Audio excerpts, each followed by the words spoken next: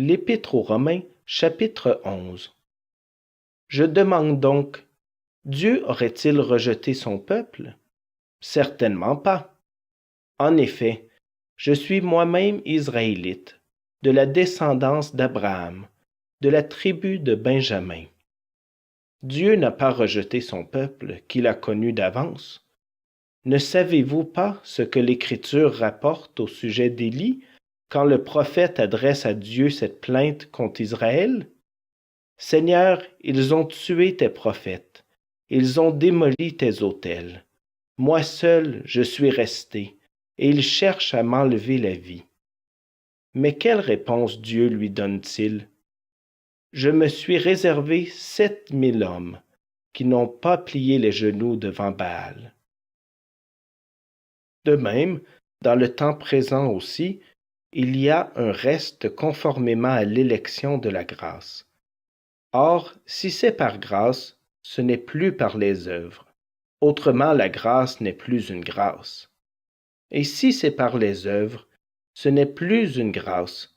Autrement, l'œuvre n'est plus une œuvre. Qu'en est-il donc? Ce qu'Israël recherche, il ne l'a pas obtenu.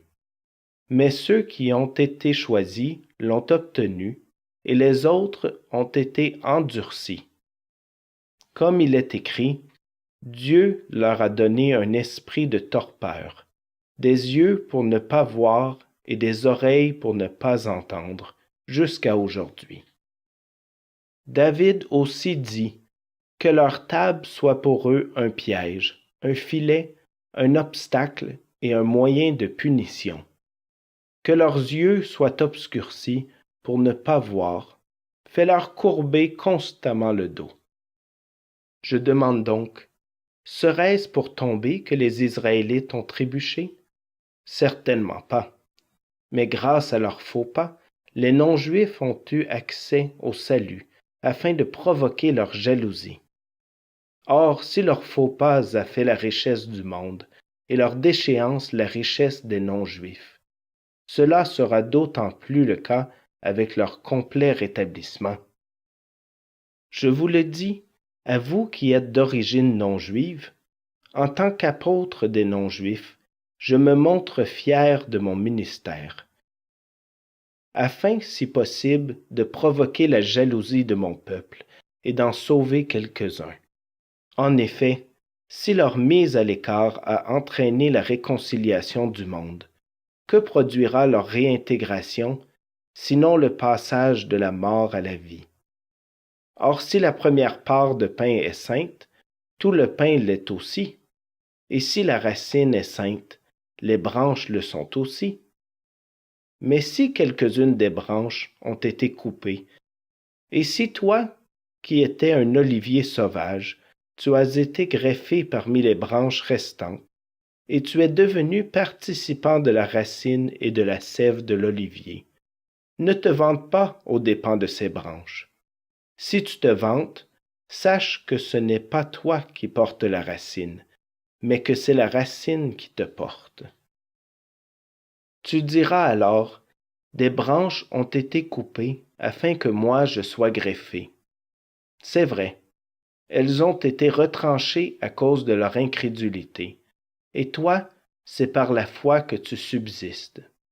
Ne fais pas preuve d'orgueil, mais aie de la crainte, car si Dieu n'a pas épargné les branches naturelles, il ne t'épargnera pas non plus. Considère donc la bonté et la sévérité de Dieu. Sévérité envers ceux qui sont tombés et bonté envers toi, si tu demeures dans sa bonté. Autrement, toi aussi tu seras retranché. Quant aux Israélites, s'ils ne persistent pas dans l'incrédulité, ils seront greffés, car Dieu est puissant pour les greffer de nouveau.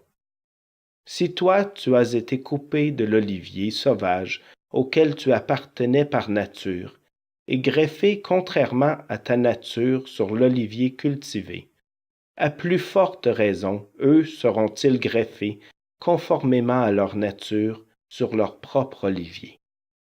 En effet, je ne veux pas, frères et sœurs, que vous ignoriez ce mystère, afin que vous ne vous preniez pas pour des sages. Une partie d'Israël est tombée dans l'endurcissement jusqu'à ce que l'ensemble des non-juifs soit entré. Et ainsi, tout Israël sera sauvé, comme le dit l'Écriture. Le libérateur viendra de Sion, et il écartera de Jacob les impiétés. Et telle sera mon alliance avec eux, lorsque j'enlèverai leurs péchés. En ce qui concerne l'Évangile, ils sont ennemis à cause de vous. Mais en ce qui concerne l'élection, ils sont aimés à cause de leurs ancêtres. En effet, les dons et l'appel de Dieu sont irrévocables. De même que vous avez autrefois désobéi à Dieu, et que vous avez maintenant obtenu grâce à cause de leur désobéissance, de même ils ont maintenant désobéi afin d'obtenir eux aussi grâce à cause de la grâce qui vous a été faite. Car Dieu a enfermé tous les hommes dans la désobéissance pour faire grâce à tous. Quelle profondeur ont la richesse, la sagesse et la connaissance de Dieu! Que ses jugements sont insondables et ses voies impénétrables. En effet, qui a connu la pensée du Seigneur, ou qui a été son conseiller? Qui lui a donné le premier pour être payé en retour? C'est de lui, par lui et pour lui que sont toutes choses. À lui soit la gloire dans tous les siècles. Amen.